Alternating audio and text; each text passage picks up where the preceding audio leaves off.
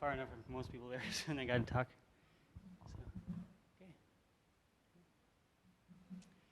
Okay, welcome to another Friday night. It is now dark outside, but the Sabbath has come, and so we hope that God's light and hope and truth is in your hearts. We're so thankful that all of you who are watching are here, and we have another special Friday Night Vespers, part 2 with Beth, speaking on the good news about depression. We're also glad to have our husband here, Kurt, who's going to help me on piano. And of course, thanks to the AV team in the back, Stanley and Esther and Eddie, who are making all this possible. So anyway, say Happy Sabbath together and turn to people around you if you're at home and tell them Happy Sabbath and wave, whatever. If you're online there, we can wave at each other. So we're glad you're joining us for Sabbath here. Also, don't forget, tomorrow we have a very special baptism service, and we're not going to be meeting here at the church. So don't come here. We won't be here. You'll be searching in vain. We're going to be at 3800 University Drive. You can go, it's on the way to church. So look, it's on the right side with white fence. So make sure you go there, 3800 University Drive. And we're going to have a baptism down on the lower, go down around the house, down behind the house. There's a barn there. We have chairs and things and stage, everything set up. And we're very privileged to have 5 baptisms. God has been touching people's hearts. And Pastor Lee has been giving Bible studies. So we're going to have a very big celebration there tomorrow. So go there to 3800 University Drive, down to the bottom building at the end of the drive, and we'll see you there. So anyway, but today we're going to go ahead and start off with a couple of songs again. And the songs are going to be on the screen hopefully soon. And the first one is going to be Fear Not. Fear Not is a song we sang before one time.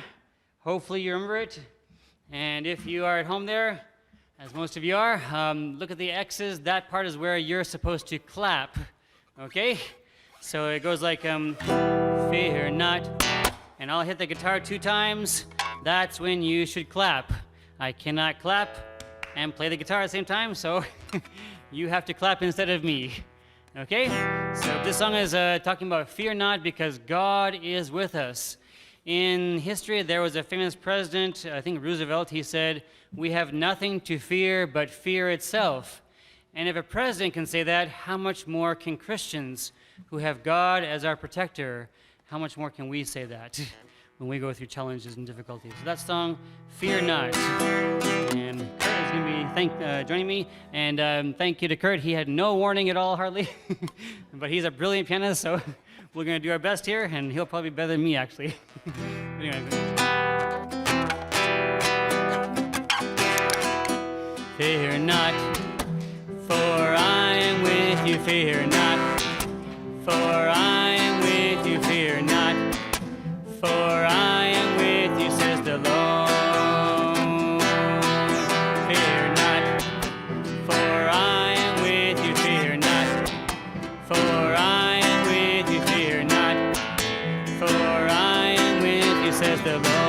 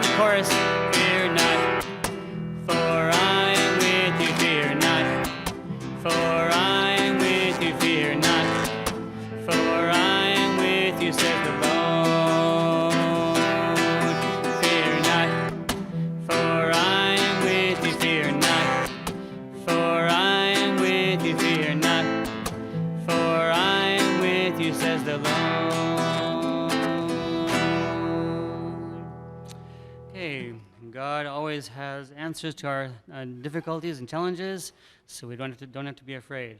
Actually, we're going to skip Be Bold and do the next one. Sorry about that. Next one. Next one is Through It All. We sang this one last week, so hopefully you remember it. It talks about how we all go through challenges in life and some sorrows and some things like that. But through those times, God is there. And I think Pastor Lee preached one time, and he used a graphic that I've used several times about life having many ups and downs, some potholes, some bears, some thunderstorms and tornadoes, and all these things we have and we go through. But God allows them for many reasons. Maybe Beth will talk about them some, but one reason is for our character. He wants to see what's our real character. Are we faithful to God through it all? And so this song is about that through it all, God is there, and we can learn to trust in Jesus. When we've gone through some difficulties, he prepares us for even whatever happens in life. And so it helps to prove our faith is real and true and genuine, like the story of Job in the Bible.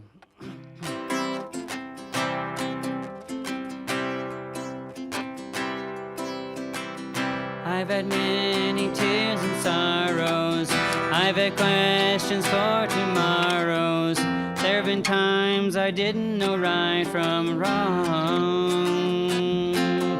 But in every situation, God gave blessed consolation that my trials come to only make me strong. Through it all, I have learned to trust in Jesus. I've learned to trust in God. Through it all, I have learned to depend upon His word. Sorry. I thank God for the mountains, and I thank Him for the valleys, and I thank Him for the storms He brought me through.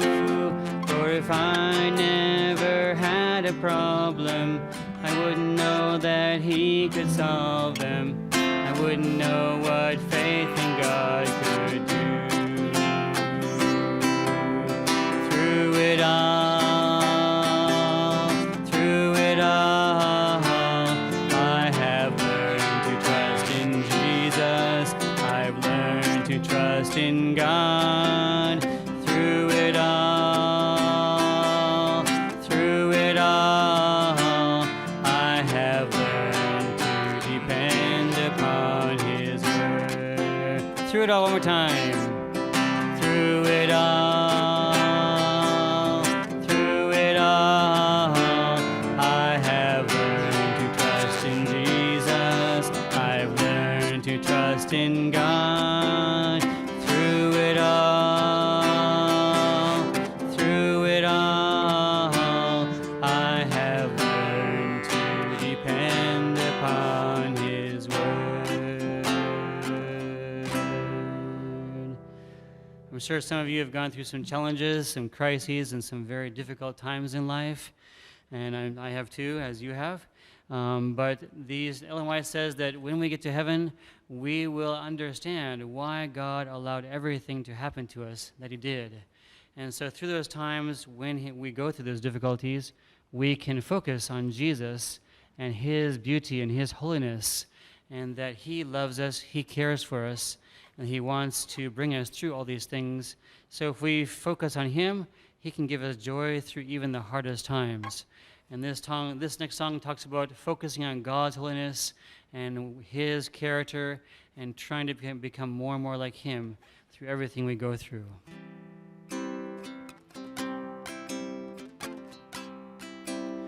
When I look into your holiness, when I gaze into your loveliness,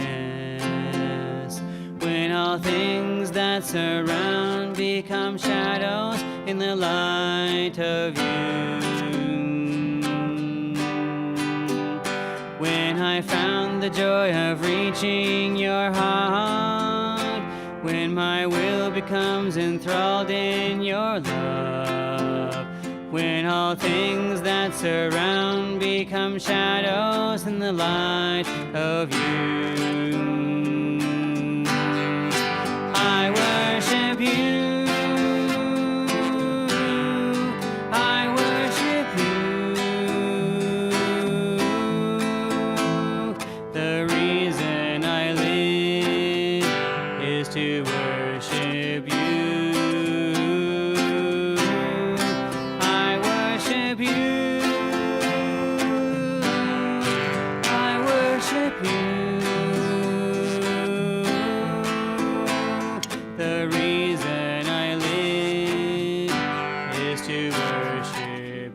more time from the beginning. When I look into your holiness, when I gaze into your loveliness, when all things that surround become shadows in the light of you, when I found the joy of reaching your heart, when my will becomes enthralled in your love, when all things that surround become shadows in the light of you, I worship you. I worship you. The reason I live is to worship you. I worship you. I worship you. The reason I live is to worship you.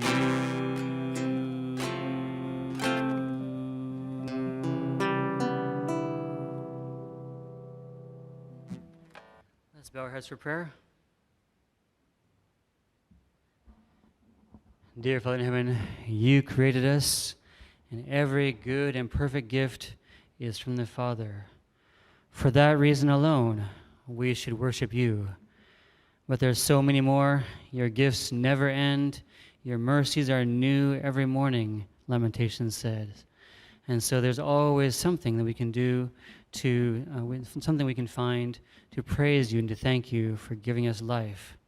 There will be times that we have challenges, we have sadnesses, we have difficulties and things, but Jesus understands those. He also was sad. He also wept, the Bible says, when his friend Lazarus died.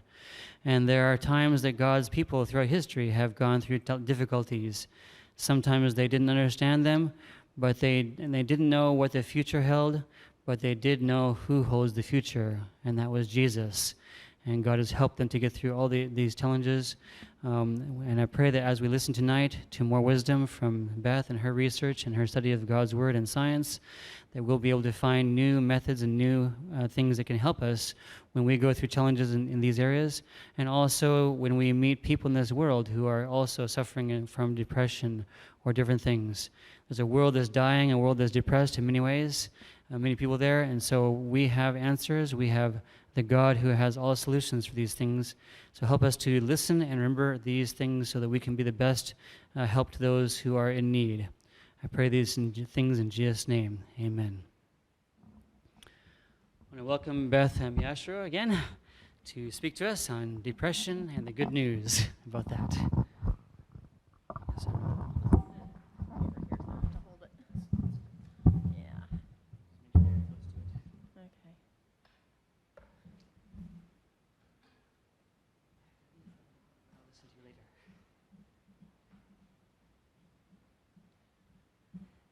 Good evening, everybody. While they're finding my part 2, Depression, the Good News, I'll go ahead and start with my first thought that I wanted to share this evening. While I was thinking about the good news on depression, I started to think about how can I share what I've discovered is the good news part of this. It made me think about when I first got married. And Kurt's here, so he's giving me the thumbs up on this story. Well, we made a lot of changes like most people do when they first get married. We got married, moved across the country to California, and you know what? Do you guys have the clicker for the slides? Okay. And got an apartment and started a whole different life than either one of us had been living. So Kurt started a new job, and I started my first master's degree in curriculum development and education, and at the same time started volunteering at a school nearby. It didn't take me long to start to think things didn't seem to be going the way I thought they should. Like, I felt like, you know, this was not seeming to be happening like like a Hallmark movie. This marriage seemed to be a lot more work than that. And school was kind of really different. I hadn't gone to a public university for graduate school, and suddenly I had no friends because we had just moved to a new place, and I was actually having a hard time feeling like I fit in with anybody. So the more I thought about all these things, the more I decided things weren't really that good in my life. And usually when we start thinking like that, we want to have a reason. So I decided it probably was Kurt. I mean, that's probably the reason. Well, the more I thought about that, I decided to go talk to someone who could help me fix Kurt. So I went to a counselor, and I tried to come up with all my problems to tell him. And he said to me, after listening and trying to be very serious at my concerns, he finally said to me, Beth, I think you're under the misconception that life is supposed to be like Disneyland. And as many years ago as that conversation happened, I still remember sitting there and him saying, this is not Disneyland.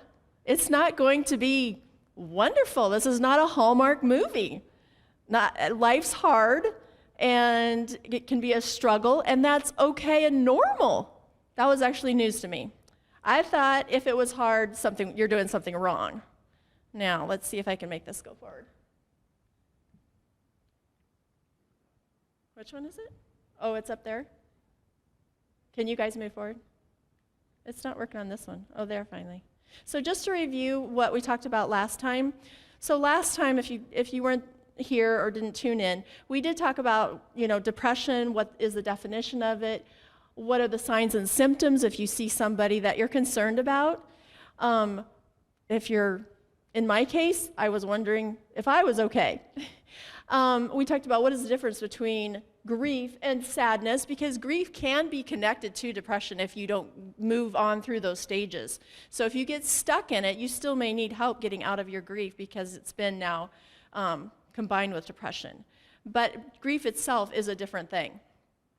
Mental health is also on a continuum we talked about, so it's not like you're bad or you're good.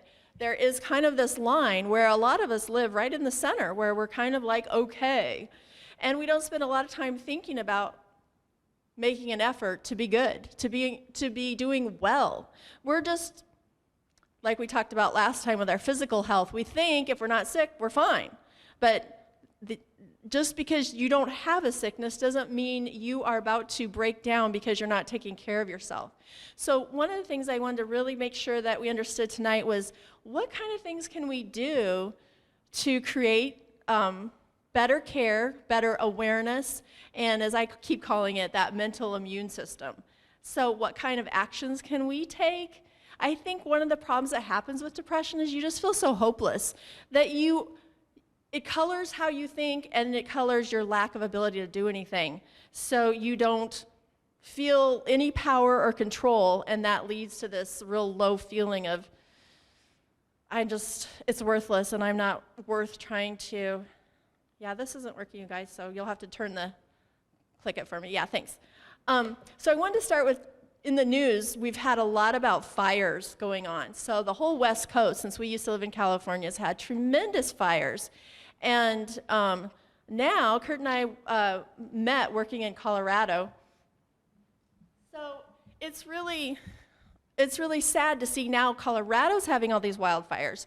And just most recently, there was pictures tonight again on the news of cars trying to get out of Estes Park. So the whole national parks are now being affected by this. It's just, from what I read, like the worst fire in the history of the state of Colorado, and I think the same is true for California. So I went online, I was just curious, like why? Why is this happening? Our whole West Coast is burning down. So what has caused Colorado and many of the other western states so vulnerable to a fire? If you can turn the page, I discovered that it had to do with a beetle. And on the West Coast, it's called the western pine beetle. And this little beetle, you can see, you can't really tell perspective in that picture. And if my son was here, Andrew, he would probably collect this beetle and fill the house with it. He has a love for bugs that I don't share. So just this week, one of his big bugs, climbed downstairs. Thanks, Esther. climbed downstairs and met me in the kitchen. And I told him, if I ever see that bug out of your room, I'm going to kill it. But fortunately, Dad found it first and saved the bug, because these are special bugs. Anyway, this special bug, the mountain pine beetle, he might look cute with those little eyes, but he's big trouble. So what they do is they eat on the trees, and they lay their eggs in there, and it decays the inside of the tree. So just like we talked about last week, the tree may look fine for a while, but it's actually dying. And it's because this beetle is going around, and sometimes the forest people themselves may not be able to reach the area or be aware of the activity of the beetle before it's killed a large group of trees. Well, then what happens is that whole area of the forest is now dead and dying. And combined with the fact that we've had all this dry weather and climate change that's had an effect on that, but that has made now the forest that was killed by the beetle susceptible to a huge fire that wouldn't have happened in the past. So then I looked up, well, what should the forest be doing about that? What should forest managers be doing? And what several of the sites said is the most effective means of controlling this is to cut and remove the trees. And of course, why that hasn't happened is for many reasons, but some of the areas that this tree removal needs to happen are hard to reach. And you have to get big equipment up there to get the trees out. I know Kurt and I were in, do you think that was the Rocky Mountains? Yeah.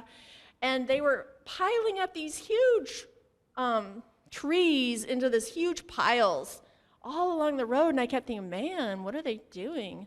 But they were burning, and probably it was trees that had been endangered by the beetle, because more than just cutting and removing, you want to destroy and kill the eggs and the beetle so it doesn't go on. I know in this area they have what they call a southern pine beetle that's doing the same damage. So my thought is, such a little tiny insect, and millions of acres have been destroyed because of him. Such a tiny thing. Oh, I did it. Okay. But did I skip too many? That was it? Okay, I can't go back. That was the right one? Okay. So I wanted to share some of the areas that kind of function like a little beetle in our lives. So this is out of the book called The Depression, The Way Out by Neil Nedley. And he kind of reorganizes some of the signs and symptoms and risk factors that we talked about last time. Because I talked about ACEs, adverse childhood experiences. He doesn't call them those things, but they're actually in here. So what he says is, look at these purple categories, like genetic hit category, developmental hit category, and see if you find yourself in any of these categories. So it's kind of faint, but I actually highlighted some things that I think I could find myself. See if it's any easier to read here. So diet, the first one I did was diet high in cholesterol, saturated fats. So yesterday, last week I mentioned like fast food. That's what that is. So if this is something you consume or love to consume, this can be a hit area for you. So if you count in each category, if you come up with 4 areas that you can have a problem managing, you are just like the forest that's standing but has a beetle eating away at your fortitude. So I picked the diet for myself. I also picked, because of the pandemic, I picked the absence of social support. That's for all of us. I also picked negative, stressful life events. I think not only me, but that's kind of all of us because of the pandemic and all the things that are happening in the news. It's stressful. Low social class, I kind of took that to mean like you feel marginalized sometimes. You feel like you're not important, you're not in the mainstream of things. Sometimes it's easy to feel that way, and that is a hit category for you. I know at Union College, I didn't know if students would be here today, but at Union College, caffeine in the addiction hit category is a big unhealthy addiction. College students are using it to stay up all night, to get back up in the morning, and they're drinking so much caffeine, and nobody seems to think it's a problem anymore to do that. But it actually is a hit area for depression. So that's something to consider. So if you can even faintly see the ones that are highlighted, they count as one hit, even if I highlighted more than one in a category. But I have something in nutrition highlighted. I have something in social hit category highlighted. I'm not a heavy caffeine person, but it's easy for that to be a hit area for many Adventists. Lifestyle hit category. This is a real easy one for me not to do. A regular exercise program. And daylight. You know, I've often wondered about this because, especially if you're a girl, you've been told by the dermatologist, use sunscreen. Don't go outside without sunscreen. But I really think that you do need some sunlight. So maybe not laying in the sun, but I don't use sunscreen now when I go out in the morning just to get more sunshine. Breathing fresh air. If we have an indoor job, that could be your only thing in the lifestyle hit category, but you're inside too much. And that is why they're saying actually that the pandemic's on the rise for so many people where the cold weather's already hit, is because now they're inside and they don't have that fresh air. So for me, I have 1, 2, let's say I was heavy caffeine, 3, 4. So if I had 4 hits, as they call them, I am actually like a tree that's had a beetle. So I have actually, might look okay, but I am very vulnerable to a forest fire. And I would associate the fire with a crisis like major depression. Is it going? Still stuck. It worked so great last time.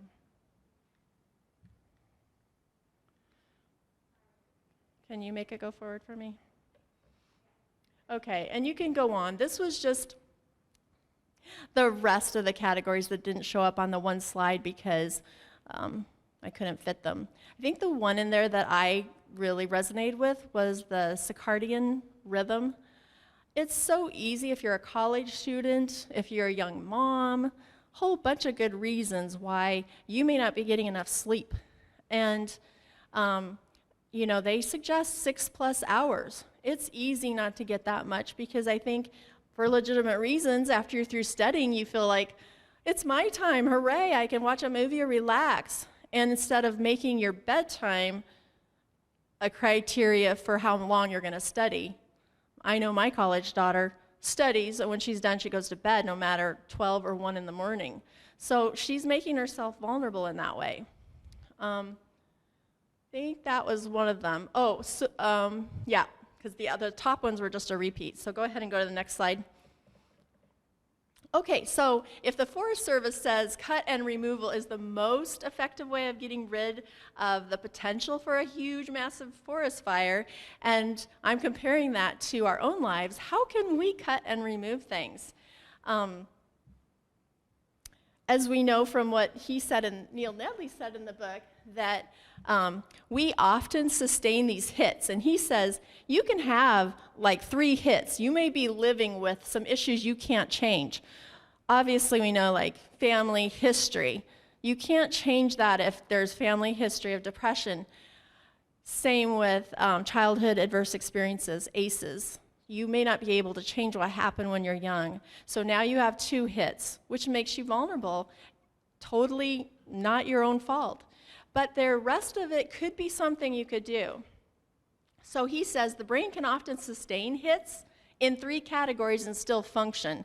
So if you think of the continuum line, you may be okay, you're functioning, you look like you're fine, but you're actually dry timber. So then he says once a 4th hit category is sustained, depression or another mental disorder can likely result. And how much they can cause havoc. All right, go ahead to the next slide. Okay, the way you can look at depression, like a lot of the places that I've looked it up will say some people have depression and they don't know why. that is true because they haven't wanted to think about it. I personally think depression comes from a source. It's not just in the air and you breathe it. So what happens is people have sustained these hits in these different areas. They may be depressed. Like we know the elderly are already vulnerable to depression. And now the nursing homes closed down and no one can visit them. That may be like the fourth hit for them. They no longer really feel like it's worth it to keep living. They're near the end of their life anyway, and now they can't even see their loved ones. So for them, that's it. So what can you do to mitigate those changes? I've seen a lot of creative ways people have tried to socialize when they can't touch each other, like the grandma bubble hug and things like that. That's cute, and it needs to happen because that hit in our social area, social category, it might be the last one for some people who had damage in other areas that they couldn't do anything about. So here's my example for myself. It's easy for me to have kind of a random bedtime. My husband's a lot more organized about his bedtime. But I like to go to bed when I'm ready, which may not be right away. So without even thinking about it, I am slowly letting myself be vulnerable because I already might have some other hit areas, right? Because first of all, we already all have the pandemic hit area, which is restricting our social lives. That's a hit for all of us, even if we're doing fine. So I gave the example, lack of regular eating and sleeping and getting less than 6 hours or possibly struggling with insomnia, you have a hit in this area.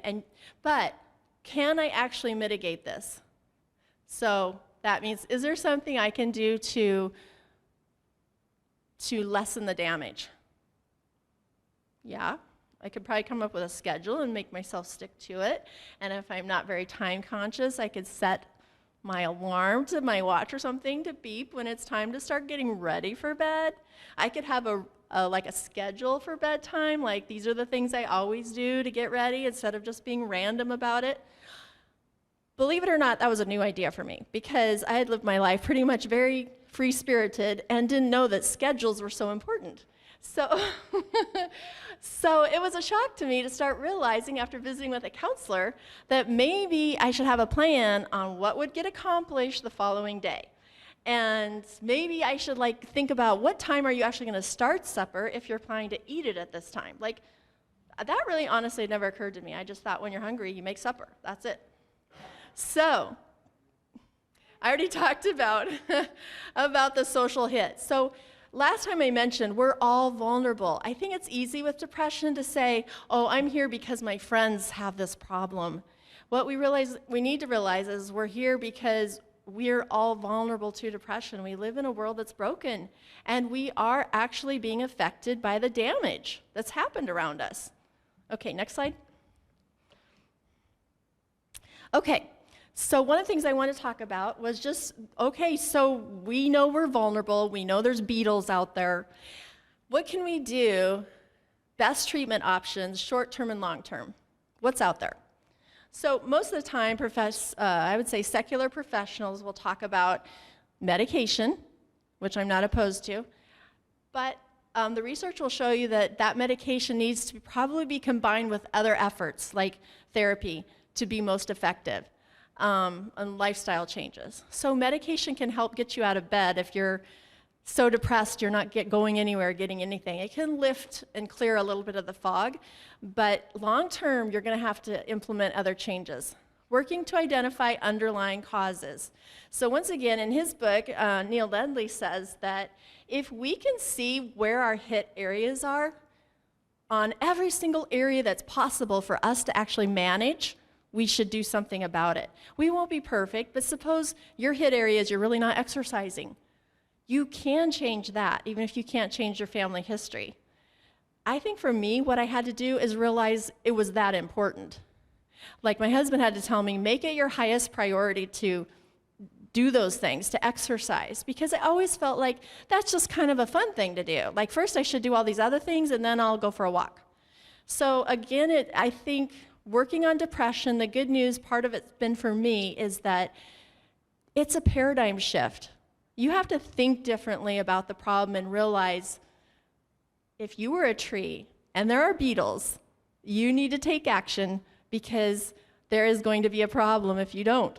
So what we don't want to realize, I think, is that we do live in a world that suppresses us, that pushes us toward depression.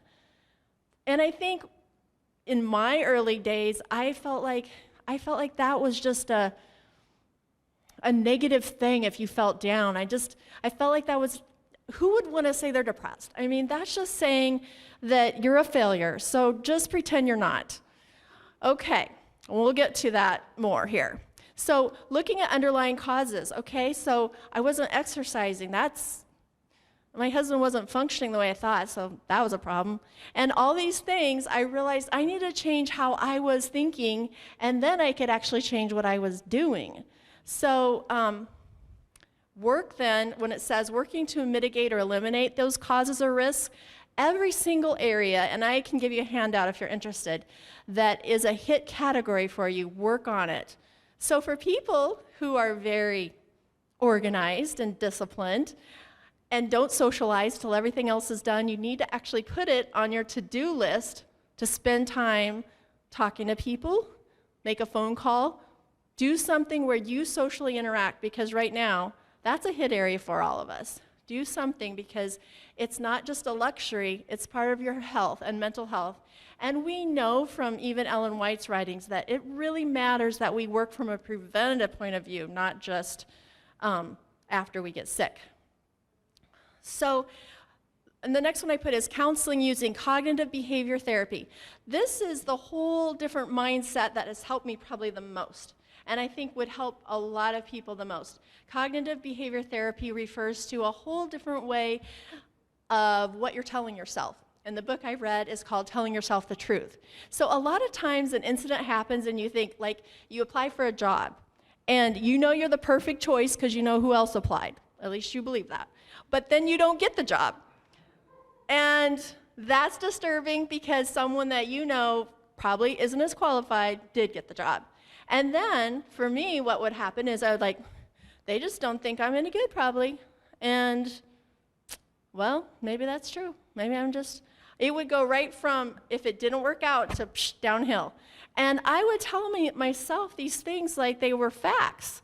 Like, see, you're really not as competent as you thought you were. Everyone else can see that but you. And also, you know, you thought you were so great, but you're not. And so instead of, I think people that are vulnerable to depression, it's easy to be on one side or the other instead of just telling yourself the truth. You just didn't get the job. They might not even have made the best decision, but it doesn't matter. It doesn't necessarily reflect on who you are. You just didn't get it. And a lot of people that struggle with depression, it's all internalized very personally. So when things don't go well, there's someone to blame, or it's your fault, or you're just not up to par, and there's something about you that is ineffective or deficient, and that's embarrassing, and you start carrying this huge load of negativity that you've really generated by believing things that aren't true. That's not really what happened. You lost the race. You were the last person to turn in your paper. Those kind of things would throw me off into, I never can be fast, so that must mean I'm not very, very good. I'm not very smart. I mean, it would go into these huge generalities that were negative. Okay, and lastly, best treatments. I was looking for the research for this, but I read it before, and I've talked about it in a graduate class in another class, where the teacher said, you know, the best treatment for depression long-term is going to be lifestyle changes. So, and it can be combined with medication, but eventually your body can get used to it, and so it doesn't like do what it used to if you're using it for years. So you want to have a way of a bridge from there, and you want to be able to think, what am I going to do in the medication? Like for people who are just assuming I'm just going to use medication my whole life, they frequently find after a few years it's not quite as effective. So what they do is they'll change it to a different brand and another brand, and they'll up the dose and all kinds of stuff. when actually, even secular research has concluded that if during that time with medication, you've adapted some changes in the way you're thinking, with counseling, cognitive behavior therapy can help you tell yourself the truth about things, and make some lifestyle changes. If you have a hit area in your sleep, in your exercise, in your social life, you can do something. Those aren't things that are set in stone. So then I put in there gratitude, because Ellen White talks so much about gratitude, and more recently there's a lot of research on gratitude. So gratitude changes your brain. Amazing. Well, Ellen White said that a long time ago, but people who didn't read her are now amazed. So meditation and trust in divine power, yes, that comes from Ellen White's 7 or 8 things that she mentions for health. And again, I went through and read Ministry of Healing this week, and she talks so much about just being preventative. Don't wait till you're sick. Take action. One of the things I love when I walk through the woods here is where she says that there is healing balm in the fir trees. So I don't think our science has even unraveled how nature is effective in healing us. So I just believe it, and I go for a walk. You can go to the next slide. So the good news is, and I'm going to just keep talking about this, the good news is that even though we may not be able to symbolically control the dry weather, we can mitigate the spread of beetles. So that means we can't control the world we live in totally. We really can't. We can't control totally the family we came from. We can't control a lot of things. But we can control what's eating us up. And as Christians, this can be very hopeful because God's interested in our well-being, not just spiritually, emotionally, physically. This is important to God, and He's there to help us get over the hurdles that this world slams in our way to make us sick and downtrodden. You can go ahead. Okay, we'll come back to that one. Okay. So why do people struggling with mental health refuse treatment? A lot of people tell me, oh, my roommate, she's just down, she's not eating, all this stuff. I try to help, they don't want help. I don't know, but I've had the same question with people in my own family that don't live here. But, but I've wondered, I can see what the problem is with them, and I can point it out, and they're ready just to fight me instead of saying, oh yeah, you really care about me. So I don't understand that, but I do understand the person that says it's hard to help somebody. Okay, here's some reasons, even though for a depressed person, I think their mind is not clear. So they're fighting you instead of getting help. And so I think I do resonate with some of these. He or she may believe if they agree to treatment or help, that it's going to indicate that they're a failure. I kind of felt that way. I remember a doctor telling me once, I said, well, she's like, you know what, you do have depression. And I said, well, maybe, but I can get over it and I don't want treatment. And she said, did you realize that an untreated brain is having more damage than a treated one? Because I thought it was pretty good of me to tough it out. But I realized after talking to the doctor that was not helping my brain at all. And I'll show you here coming up some images of a depressed brain. It does look different. So I think we're afraid of what this means. Again, it's about telling yourself the truth. Is getting treatment saying that you're no good? It's crazy because we go to the doctor when we have the flu or other things. That doesn't mean we're no good. Why does getting treatment for something else that's controlling our whole life and body something scary? But it does have a stigma. Somehow we can feel more vulnerable, like I'm not in control and everyone has to know it, or my family or the person that told me to get help. Sometimes we're concerned about paying for it because it may not be covered by insurance if you're going to counseling. So the stigma, they think, and I have met Christian people that think this too. It's not going to help anyway because counseling, all that stuff, that's new age stuff. And it's not effective. So I'm just going to pray and it'll go away. So I have met people that think like that, and I don't agree because God's given us a wealth of knowledge and resources for us to use. So I kind of compare it to the person who would say, well, I was born with bad eyesight, so I'm not going to get glasses. That makes no sense. But that's what they're saying about this kind of treatment. I'm just this way. You need to accept that. I'm fine. I'm just having a bad month and last 6 months, but it's okay. It's not, and we really want to help that person. You can go to the next one. Okay, so here's the slide I found. What happens to the brain if there's no intervention? So you can see the depressed brain compared to the not depressed brain. I'm not a neurologist, but you can tell that there's not much light in that mind. And so I kind of feel like, that's pretty symbolically how it is. You're kind of just dim. And really what it means is there's not much interaction between different parts of your brain because you're not, one of the things of untreated depression is memory loss, which is scary because we're all scared of having dementia in our old age. Well, if you don't treat depression, a lot of people, after they finally get treated or they come out of it, but they've had it for a long time, the memory loss doesn't get that much better. So you want treatment as soon as possible, and you don't want your brain to be damaged. One of the things I've learned is not just that they can do a scan and it looks different, but structurally your brain will start to look different. They've actually looked at brains of people that have been depressed and it hasn't, and the brain actually looks different. So go ahead and go to the next one. So here I was just looking at the parts of that brain that are damaged. And makes sense. It's going to be the part that plays a role in emotion. It's going to be the part that transfers information to long-term memory. And the part that regulates our feelings. All of that gets damaged when we don't treat depression. Next one. Okay. So we might start to realize, hey, it's critical to get depressed. To deal with my depression. Trying to be Miss Tough is not really good for my brain. And I can go and get help and maybe set an example for other people. So I really appreciate people that have come out that have celebrity status and said, this is a struggle I've had and this is how I've dealt with it, because the truth is everyone struggles. And really just to be able to feel secure enough to be honest is usually helpful to somebody.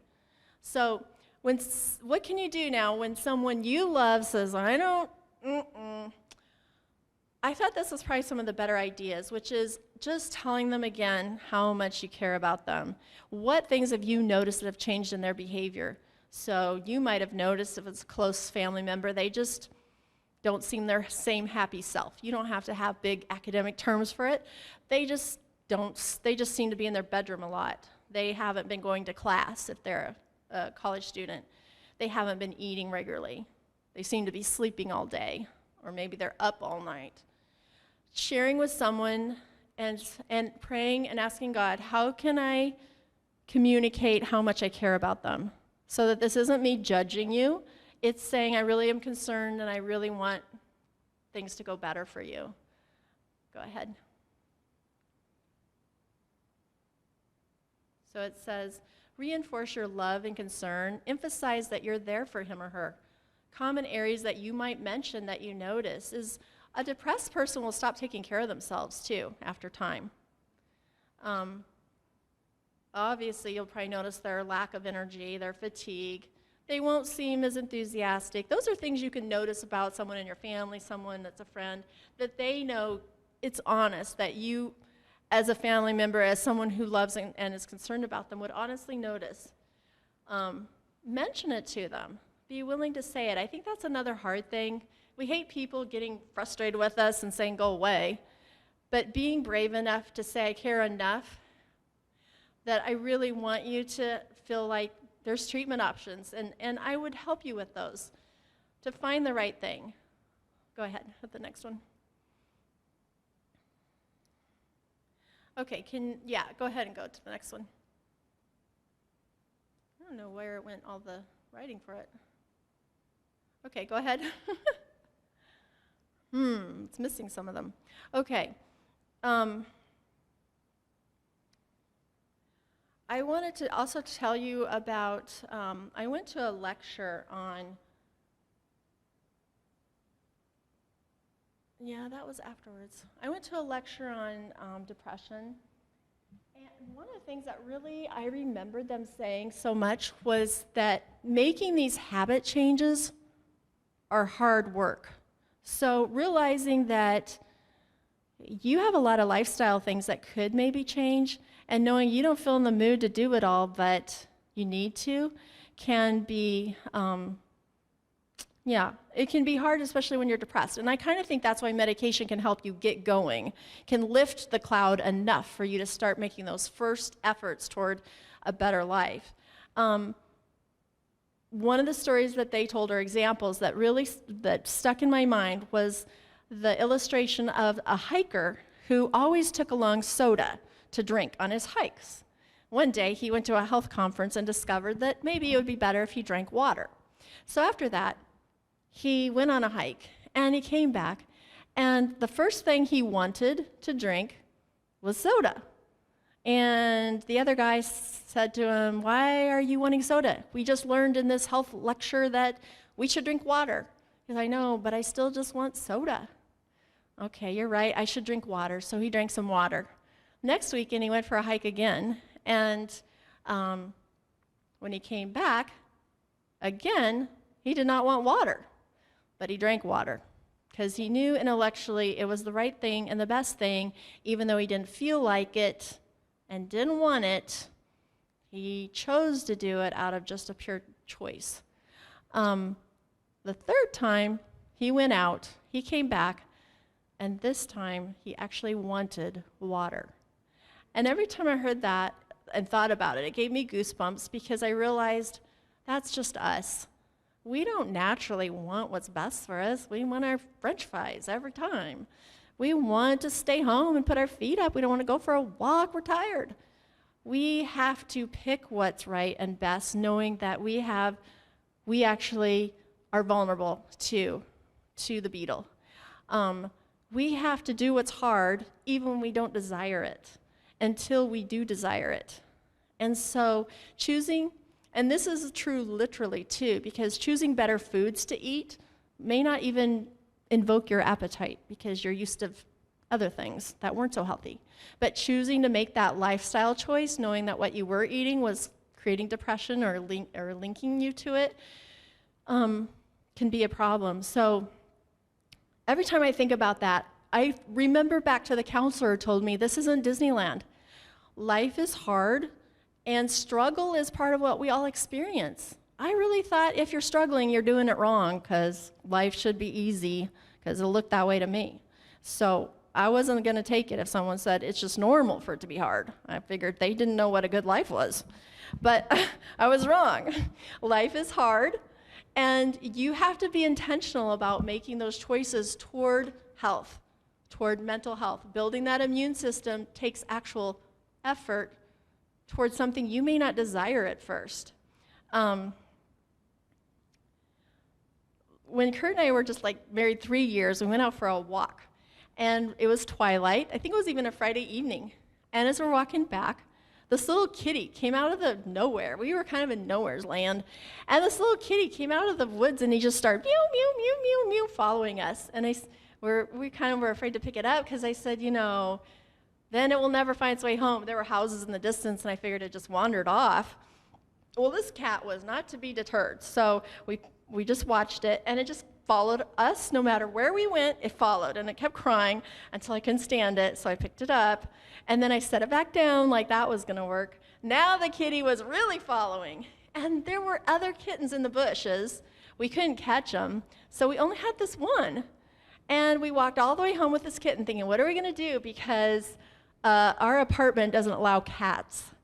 Well, we snuck the cat in, and all night long, this cow was ravenously hungry. We poured a little bowl of milk. It just was lapping it up. So we thought, okay, well, the cat's happy. So we went in the living room to sit down in our little apartment. When the cat turned around, realized we weren't standing there. And when the cat realized that, she immediately turned around and ran into the living room so she could see if we were still there. And she wouldn't leave and go back to her food until we walked back into the kitchen and stood there. And I just was always amazed that if a cat was willing to go through that much effort to be with someone they knew could take care of them, they knew where they wanted us, even as hungry as this kitty was, it wanted our relationship more than it wanted the food. And I've also thought about that cat made a huge effort to get out of the bushes. It trusted a stranger, and in this illustration, that was a good thing.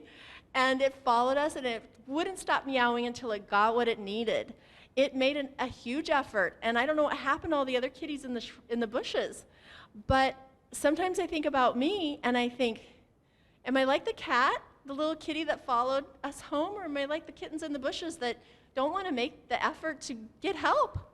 Do something to take that initiative to protect my health, to do what I need to do that's maybe hard work, and to realize that's life. It's challenging. Okay, before this slide, you had one up that said something about AL. So you can go back to the slide. I think it was, story of depression for AL.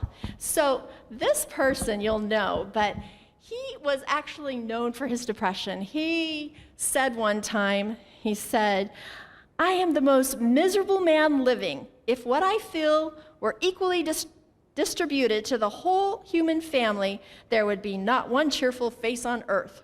That's pretty depressed. And at one point in his life, he actually was so consumed with depression that he became incapacitated, like he couldn't even function. His brain just went out. He couldn't do anything. And he had some good reasons. He had some hit areas, like poverty. We haven't even talked about that, but poverty is a big topic with depression because it's another ace for kids. It's something they don't control, but it's a huge, there's a huge tie to poverty, depression, and health and disease. So this person, AL, had a gloomy outlook. He was born into poverty. He fell in love, and the first person he wanted to marry died before he could marry her. Years later, he proposed to someone else who told him no. So he also interviewed for a job that he thought he was perfect for, and they picked somebody else. So all those things could have definitely turned into adding to pushing him over the edge. But for him, he was like that kitty. He was not going to stop until he found his way out of there. And he was able, through tough times, his life was absolutely not easy, to actually rise above it. And I'm just going to finish with what he says. However, depression does not have to be the end of any life story. So even though he had these hit areas, he worked to fight it off. AL, whose full name was Abraham Lincoln, could have succumbed to his depression and never amounted to much, but instead, he forged ahead and became one of the most revered American presidents ever. His life testifies to the awesome power of the human brain. Lincoln's brain at one point in time appeared to be so compromised as to have lost its ability to function. But later, he's the one that wrote the Gettysburg Address and delivered it.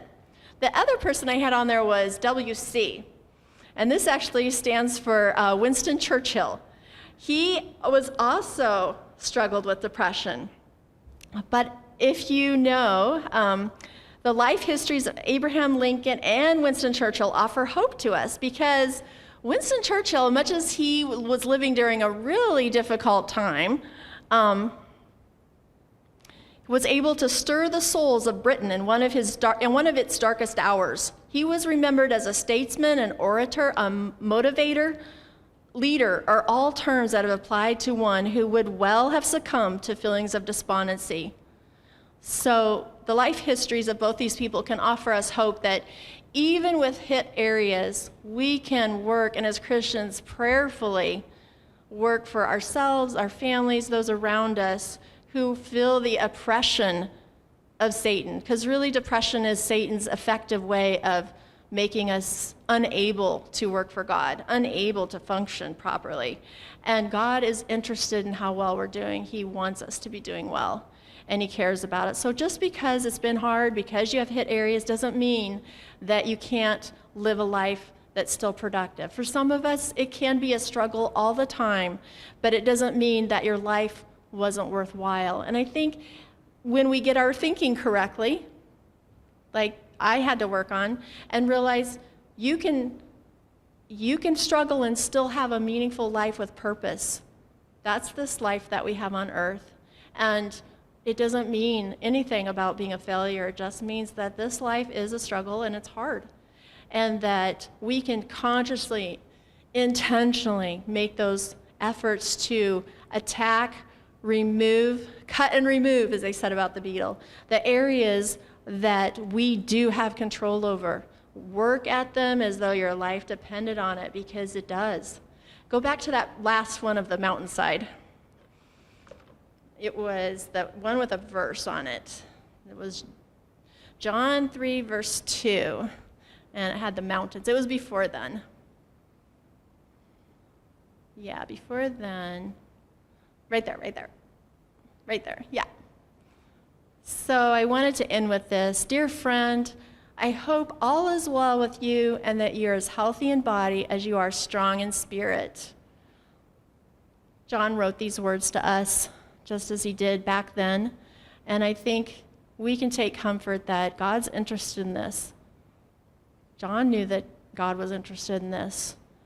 When it says, I hope you're as healthy in body as you are in strong in spirit, not just our spiritual life, healthy in body.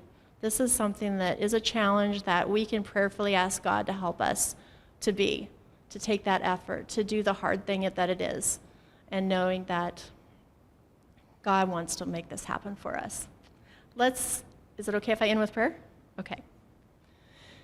Dear Lord, thank you for the hope that you've given us, the great hope that Jesus is for us, the salvation, the knowledge that sin will eventually be wiped away, that sorrow and tears will be gone. And just pray, because we live in a world where it's very oppressive. There's many dark things going on, and we have to struggle, and we know that it's hard. And I ask that you'll help us work with those around us, help us to stay intentional, strong, to make our mental health a top priority, to work to create that immune system that will keep us safe from those attacks and those challenges of living in a fallen world. Thank you for your promises. Thank you that you care about how we're doing every day. In your name, amen. Thank you, guys.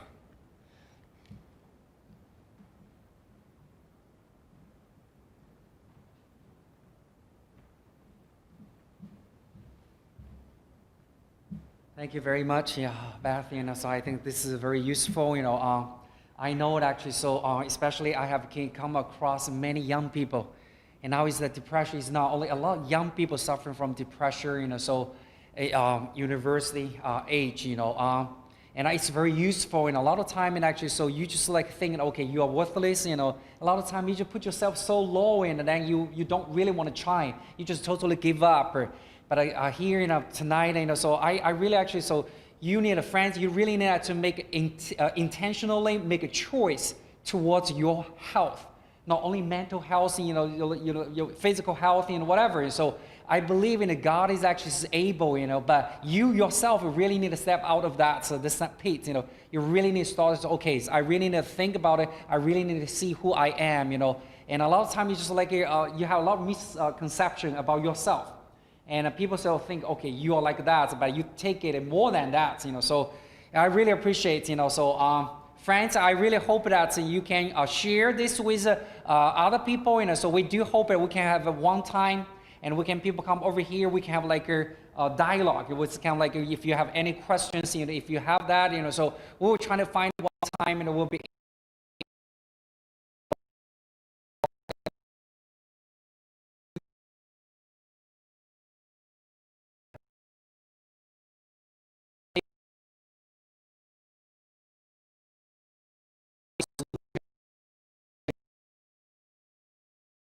God, I'm sure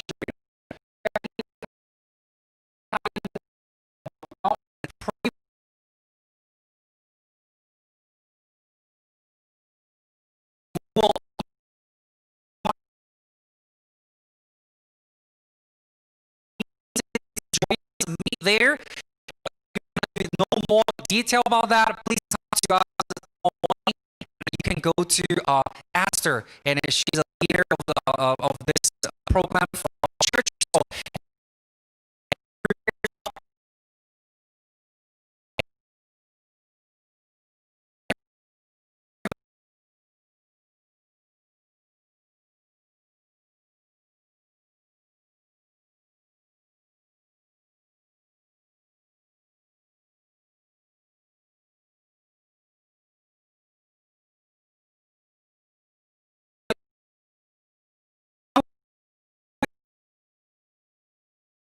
guys, tomorrow 9:30 at the See you. Good night.